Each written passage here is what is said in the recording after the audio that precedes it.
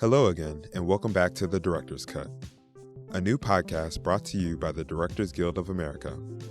Each week, we will bring you a new interview with one of Hollywood's top directors discussing their latest film released this season. What makes this series unique is every director is interviewed by a fellow DGA member, someone who shares his or her lifelong passion for filmmaking and already understands what a director goes through every step of the way to making a film. You can subscribe to our podcast on iTunes or our SoundCloud page at soundcloud.com/thedirectorscut. This episode takes us behind the scenes of director Alejandro Iñárritu's latest feature film, The Revenant. Inspired by true events, Iñárritu's film tells the story of legendary explorer Hugh Glass, who was left for dead by members of his own hunting party after being savagely mauled by a bear. Vowing to survive the betrayal of his confidant John Fitzgerald, Glass must endure a vicious winter in uncharted wilderness through sheer will, becoming the living definition of the term revenant, a visible ghost or animated corpse believed to return from the grave to terrorize the living. Mr. Iñárritu was awarded the 2015 DGA Award for Outstanding Directorial Achievement in Feature Film, as well as the Academy Award for Best Director for his most recent film, Birdman, or The Unexpected Virtue of Ignorance. Moderating the discussion following the New York screening of the film was director Darren Aronofsky. Known for his feature films Black Swan and Requiem for a Dream, Mr. Aronofsky has been a member of the DGA since 2000. We invite you to listen in on highlights from Mr. Iñárritu and Mr. Aronofsky's conversation, recorded in November at the DGA Theater in New York. Enjoy.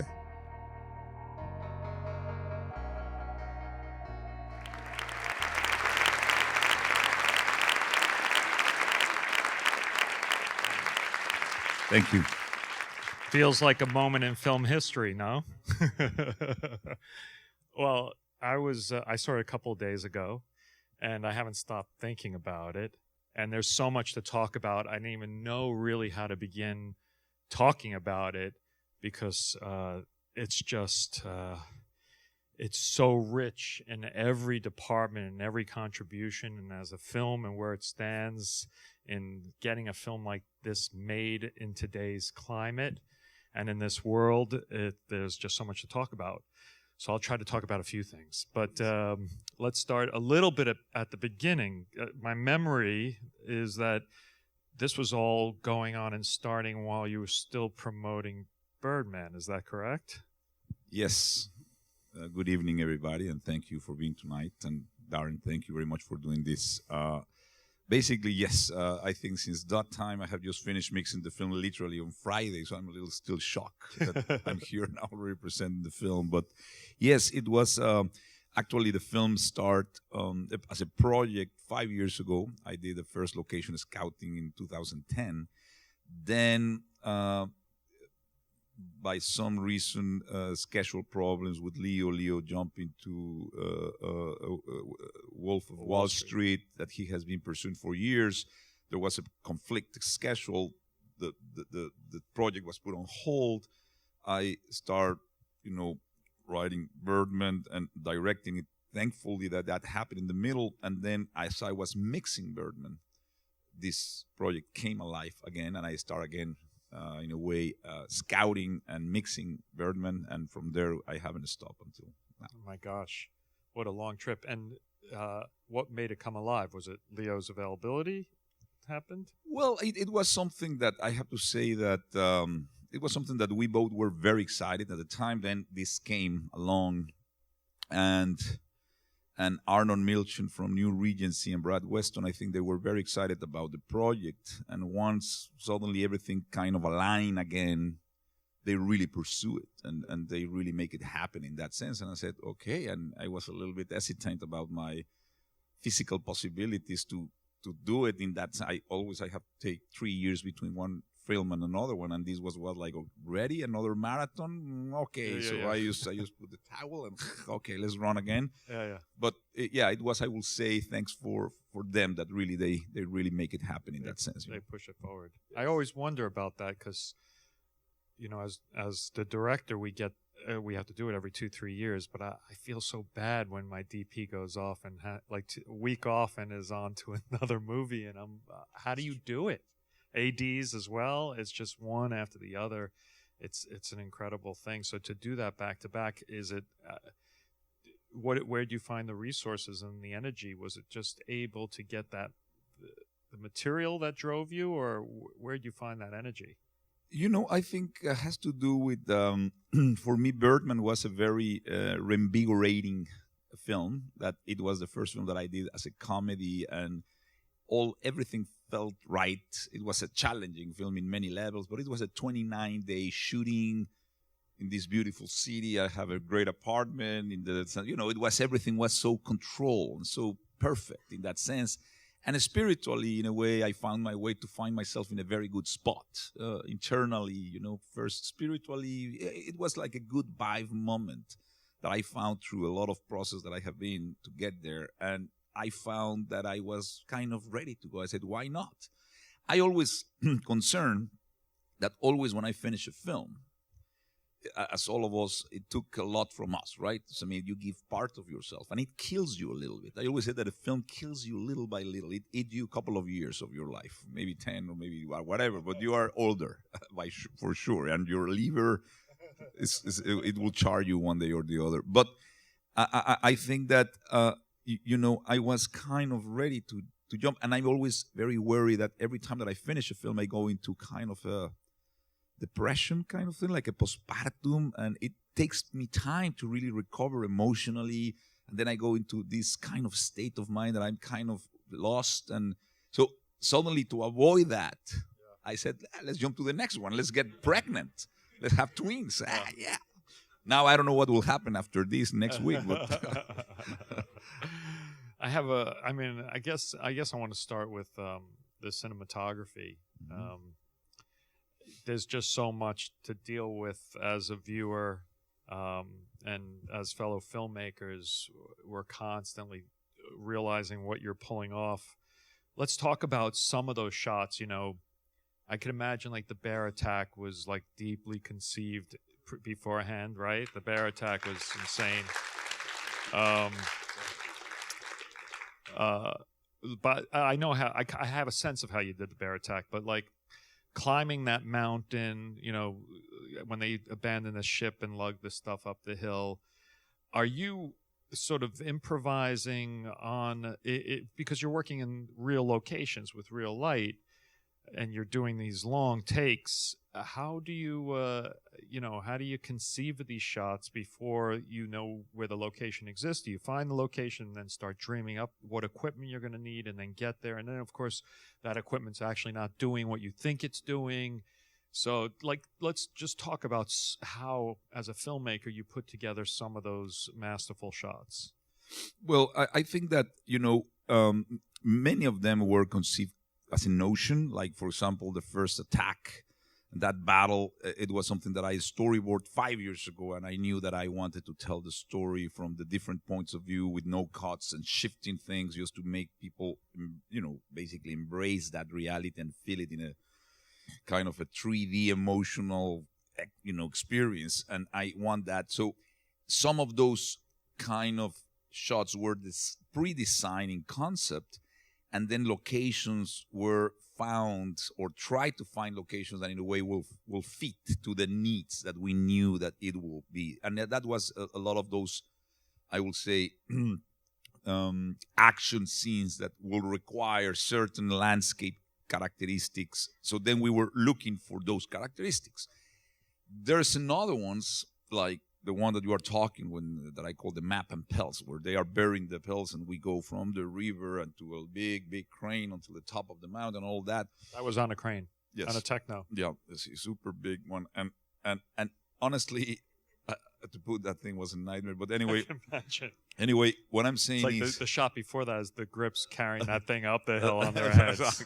Yeah, we were the trappers before, and then they were shooting another trappers. But the thing is that the some of those locations, when we were doing locations, we found things that the appetite and the ambition, that could have been done in a plane and pedestrian, landscape, and just those guys, everything, and the little conversation here, and that's it. But suddenly, when you are exposed to those, like you arrive to a buffet and you see this shrimp, and you want that. You don't want that little egg. You want that. So suddenly we were in these landscapes. Wow, can you imagine this? Yes, it will be great. And then you said it will be great. The boat is here, the mule here. They come the mule. So you dream, and then the logistics, you begin to regret what you dream. But it was during the locations that suddenly Chivo and I were very exciting to find those locations and dreaming about it, and then trying to make it happen. So it's a combination of notion and look for that, or that inspire you, and then you have to solve it. So I heard at yesterday's screening, it came out that avalanche was a real avalanche that you guys created. Yeah, it was a great. That was another thing of the thing. We were scouting 3 years ago, Chivo and I, in this Fortress Mountain that is 8,000 feet tall, and we were 10 or 15 degrees below zero. And just when I was scouting, there was some sounds that were amazing, like wow, all these eyes just cracking. And I said, so suddenly I thought, well, this is a moment where this guy will find Captain Henry dead. And it's the moment that he can be killed in any moment. He is completely now shocked by himself. Now is nature against nature, man against man. So that's a moment that is like, why? And I thought it would be great that an avalanche can come as a representation of his inner emotion, like nature projecting that interior state, which always I try to use nature as that, as an emotional state or a character that represent that. And I asked the guys, and they said, well, we can make it happen. I said, how? Well, we can send a little plane, explode some dynamite, and it will take us 3-4 minutes. And I said, well, what is the possibilities that all these mountains came to us? Well, sometimes, but I doubt it. Really? Okay. So I said, well, that's cool. Anyway, that was 6 months before in advance. So we planned the shot to be this kind of thing. He arrived, we go. So that day was that's one of those shots that looks a little bit simple, but to put horses on the top of that mountain, and then to have a horse, horses in the right thing, that lands in the right thing, that doesn't move. And then it was like, okay, plane. Okay, Leo, now. Okay, go. So everything was one shot, and coordinate the horse and an avalanche in time, and you have just one shot.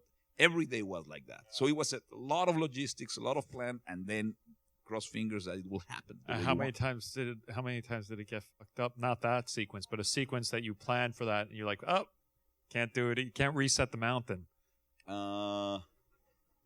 Honestly, it was, I will tell you one, for example, the one of the tree falling with the Indians after the attack, with the old man, and we were, that tree was a disaster because that tree didn't want to fall exactly where I want. So first it falls in a little cabin, then it didn't fall and it almost burned the forest. It was one of those that said, oh my God, let's do it. Like, no. So I wanted to make it real, and it's a real one, but it took us like 3 times, and it was a nightmare. Wow. It was a nightmare. Yeah, tree falling can be a very big problem. One technical question I wanted to ask was, it's shot digitally, correct? Yes. And but it felt like you were using a lot of kind of photographic artifacts of letting the water hit the lens, the blood hit the lens, and then there was something interesting that I was curious what your take was as it was like a wide-angle lens with some distortion on the ends. Was that a normal wide-angle lens, and were you going for this sort of bringing in these artifacts of photography to what was the sort of the theory behind that? Some of those were happy accident that then we took advantage of them. Like we shot most of the film in 14 millimeter lens, so 14. So there was more distortion than a 14 and then lens. We use sometimes 12, sometimes 10, but mostly 12, 14 were kind of the basic, and then sometimes 17, and I think we once used the 21, but it was a very rare occasion. So, but in terms of sometimes by some reason it can be distorted, sometimes, most time not. I think it happened a couple of times that we were kind of surprised about it. But for example, the breathing, it was so cold that the breath was naturally there. And sometimes when we were I wanted always, the plan was to go from extreme epic landscapes and suddenly go to the macro, close up, to understand that that's his point of view, and then what he's seeing, what he's feeling. So when that was happening, for example, when Leo find his boy dead and we were going in, it happened naturally that he was really breathing heavily because it was a very emotional thing, and it hit. And I said, and we were going in, and that happened, and the lens was completely vape. And then in the editing room, I found the possibility to cut to the clouds as a metaphor of where he's going again. But happy accidents happen, like sometimes things hitting the land. I was happy because in a way, it was a way to be very close to the character, very intimate, no tricks. I like the physicality of that, And beyond the one takes of the Avalanche, one of these shoot days, imagine you're prepping, you have a sweet spot of how many hours in light, and then how many takes would you get for your general setups? A normal day went like this, almost, I would say every day was like that. We were shooting in very far remote locations, like 2 hours from Calgary or from Vancouver. So it took us a lot of time of travel. Then all the wardrobe and makeup in Leo was heavy, so it took a long time. So we will never be ready before, no matter how early we wake up, 12, let's say. So basically it was rehearse before they went to the makeup and blah, blah, just to rehearse again, because every scene was rehearsed months in advance. Like the battle scene, we rehearsed 3 weeks. Like every scene was pre-rehearsed, even in the storage that we have in Calgary with tapes, just like the fort. Before it was built, we knew how we're going to shoot, how the size of the rooms, the size of the blah, blah. And then Jack Fisk built based upon our blocking and choreography. So the film was like planned as a digital film, but in a physical world. So we arrive, we rehearse, waiting for the light to be the right light. And the people ask me, why you shot in natural light? And there's many reasons, but the logical reasons is that when you are shooting a film like this, if I will have shot in 2-3 cameras in an academic shooting, it would have been impossible to match the light because the weather changed so much. In Calgary, just for you to understand, is the place in planet Earth that scientifically the weather changed more than any place in the world. 7 changes can happen, varying like from 20-25 degrees.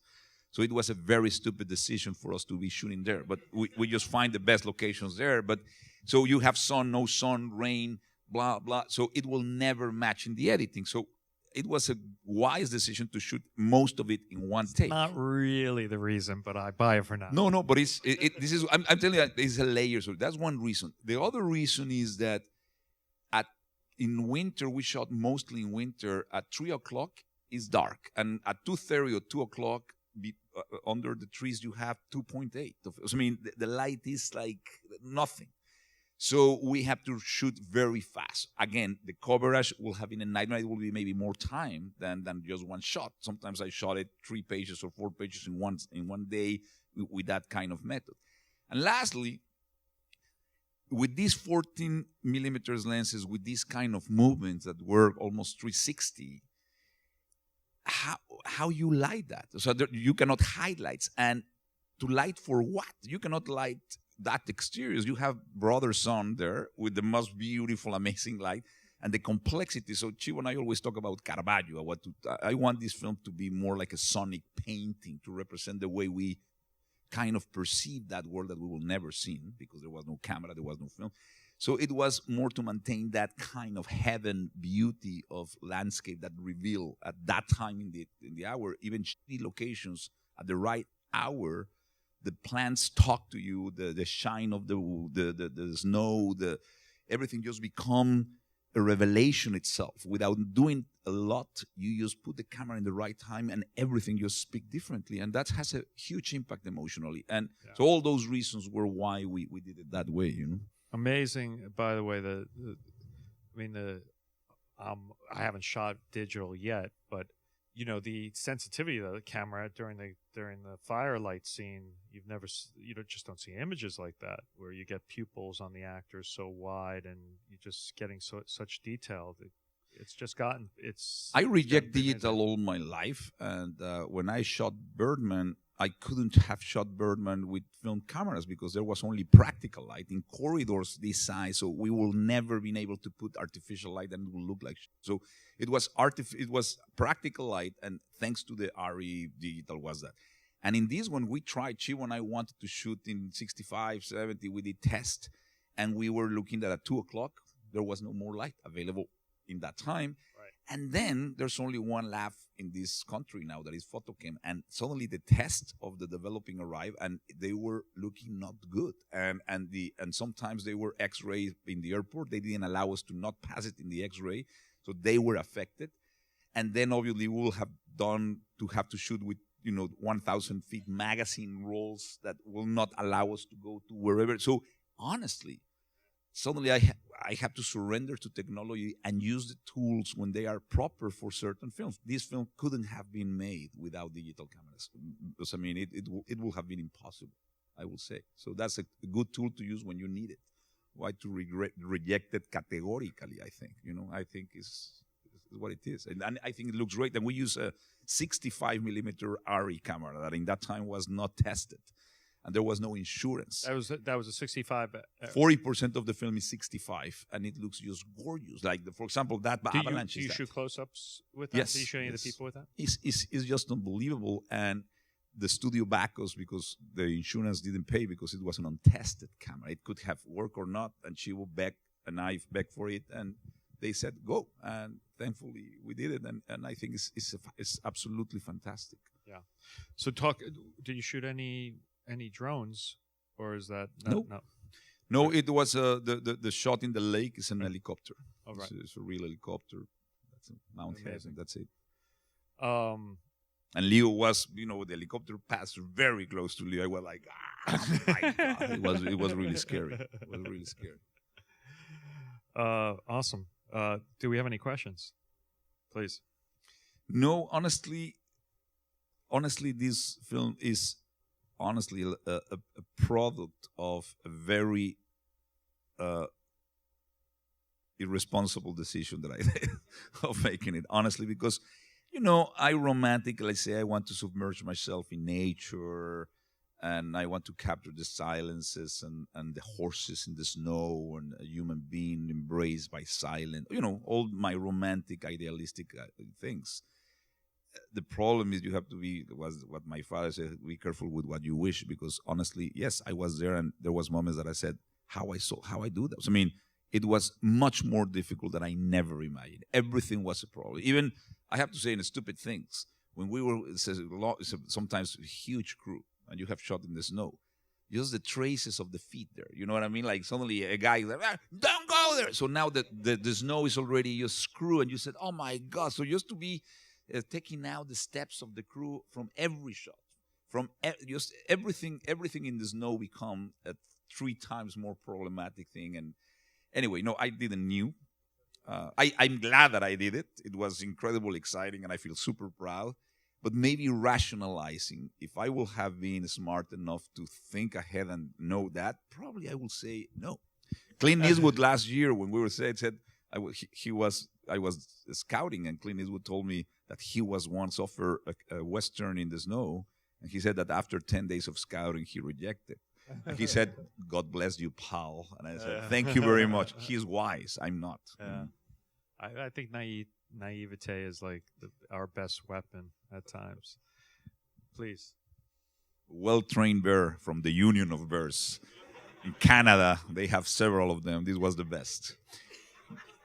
No, it's honestly, it took months of it was funny. I did a lot of research because I was scared to portray a bear as the classic Hollywood bear of wow, and always something that bothers me is that sometimes animals are portrayed as if they will have human emotions for the humans to understand. Now he's mad or he's sad, so always the horses do like this. So there is that kind of kind of things that we have that, or for the audience to understand that this animal is saying that.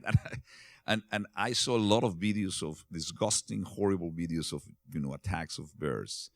And I spoke too obviously with Mr. Herzog, that what he heard in that headphones in his beautiful documentary, what he told me, I was super scared. And then I interviewed a crazy guy in Montana that wrote the book, and has been interviewing for 10 years, and there's a book out of people that has been attacked or has survived or has witnessed a bear attack. So he has documented that because, you will never see that, hopefully not.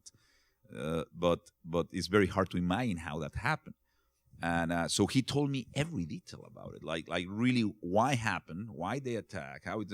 So that research helped me a lot. Then the videos, and then obviously the choreography to narratively has something to that is not like just bad, but then abandon all that kind of tension that I want to create. Took rehearsals to block with obviously stunts and guys from special effects. We figure out cable things. Leo did an amazing job, really very brave physically. He was shaken to death. But I would like to avoid to talk exactly how we do it because I will ruin for you the experience. You know what I mean? I want you to say, I saw that and it happened. If not, I will ruin the experience for the audiences. I think that's what we do. We do probable the improbable. I think we achieve it. I'm very happy and proud of it. But I think it's better to not reveal the trick or the illusion to not ruin it for you, But I'm sure that you get how we did it, but I will not want to go to the specifics. But it took a lot of time. Fair enough.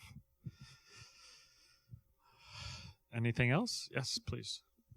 Well, there's Hugh Glass is a character that is built on legend. Honestly, it's a guy that the only historical fact that is known is that he was attacked by a grizzly bear. He was abandoned. And then he has to survive almost 200 miles in a deep winter to find revenge. And that's the only thing. Every other thing that is known about him is an invention of, mythology and these 200 years that has passed almost. And so first, my friend Steve Golding gave me a first draft that it was written by Mark L. Smith, in where he loosely based the first draft in the novel by Michael Punk, which has the same name, and the only thing that really are similar is the name and the fact of this anecdote. And then I asked to rewrite it because I want to include some things that for me were very important, but the premise and the story is very simple. I like it, the simplicity of something so primal, so basic, so nobody can get lost in what really happened. Again, a man going against a man for the right reason in the novel and the stories, because they abandoned and they took him the rifle. For me, that was not enough. So, for me, it's not about the gun. And honestly, then I started studying the period, 1823, and honestly, that period of time hasn't been explored in a long time. The complexity of this time in the United States I found it fascinating. It's a time that basically, Napoleon Bonaparte has just sold Louisiana and half of the country to the United States. Mexico, my country, has just get the independence from Spain 2 years before, was full of Spanish, full of Mexicans, French people, English people, French Canadian, English Canadian, 100 and something Native American tribes, and no law. Nobody has crossed. It was like the Amazons. Only Lewis and Clark 20 years before has crossed. So it was an unknown territory where basically the biggest income in the United States in that time, before the oil, before the gold, before the West existed, it was the animal pelts. That was the income, because the women in Europe, in France and London, they were with these beaver hats, and they was costing a fortune. So basically all these corporations, these forts, boom, planted there, and start, doing almost a genocide of the animals. They almost disappear, and they began to break every promise, every relation with the tribes, and extracting, cutting the trees. It's like the start of the capitalism, the regulate capitalism as we know it there. The way they pay the trappers, which were normally very analphabet, young guys, runaways, and they were abused, and they were paid very badly. and the way they relate with the woman, with the Native American woman. Some of them embrace them, some of them reject them, some of them hide it, and the consequences of embrace a Native American family was huge. Anyway, all those elements, I felt this is fascinating. This is a very complicated thing that the East intellectuals, in a way, romanticize, like these frontier men that are independent, but it was bullshit. It was a very tough thing, and again, is very resonant with the reality that we live now, that we don't see the communities, we don't know about the impact. It's just about profit. And I found that as a context really great. And then I found the possibility of having a son that is, mixed race, the complication of a man taking care of that, of a family that he lost. And for me, it's about a journey. Yes, it's an adventure film that has to be a ride and a spectacular, but for me, the intimate possibility to know what a man in that time that is a little bit progressive has gone through, and the question about if revenge is a hollow kind of emotion, and what is after, because always in revenge films, always there's a glimpse that and they live happy after, and I don't think so, because even when you accomplish, it doesn't return. So all those things were the ones that I wanted, and try to do my best to portray the Native Americans in the most fair way, because always in my country there's 10% of indigenous people, and always films tend to sanctify them or demonize them. And I want this guy to be just a guy looking for the daughter, and that you understand the humanity beyond the ideology or color of skin. It's just two parents literally looking for what all of human beings will do. And so all those things, in a way, for me, were things that I found it interesting to put and invent my own glass, the glass that I would love to. Maybe he was not that, but I would have loved, and maybe that guy exists for sure. One of those has to be like that. Applause for that. Thank you. Since we're at the DGA, you want to talk about your DGA team? My what? Your DGA team. Well, I think I have an amazing, Scott Robertson it was a warrior that really endured, and Adam Sumner went into the second unit that we went to Ushuaia, because before we finished the film, the snow run down in Calgary, so we had to start scouting in New Zealand and everywhere, and we found a territory very similar geographically to what we were shooting, but we found it in the last town of America, in Tierra de Fuego, in Argentina, in Ushuaia. And Scott has to do some family things, but he was the most warrior thing, and we count with an amazing team of seconds and third that it was extremely difficult because the quantity and the conditions, and without the logistically, this film had to deal with so much that I don't know how they did it, honestly. So, I mean, it was the brain and the heart behind these two guys. Well, it's an honor. It's a tremendous accomplishment, and welcome it to the world. Thank you very much. Thank you very much. Thank you very much, Darren.